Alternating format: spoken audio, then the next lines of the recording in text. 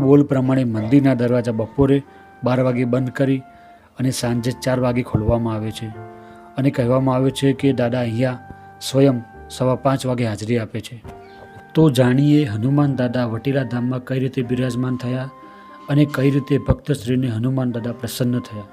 ભક્તશ્રીના જણાવ્યા મુજબ ભક્તશ્રી 8 વર્ષની નાની ઉંમરના હતા ત્યારથી અચાનક એમને એવી લગ્ન લાગી કે મારે હનુમાન દાદાની સેવા કરવી છે। એ સમયે એ જાણતા પણ ન હતા કે હનુમાન દાદા કોણ છે। વડીલે એમને એવું કીધું કે તમે રામ રામ રટો એટલે દાદા રાજી થાય। વડવાઓની એક જૂની ઓરડી હતી। એ ઓરડીમાં ભક્તશ્રીએ એમનું સ્થાન લઈ લીધું। એક નાની છબી લાવી ઓરડીમાં રામ રામ રટતા। ભક્તશ્રી એમના નાના ભાઈ અને પિતાજીને કહ્યું કે આ ઓરડી હવે મારી, હું અને હનુમાન દાદા જ રહીશું।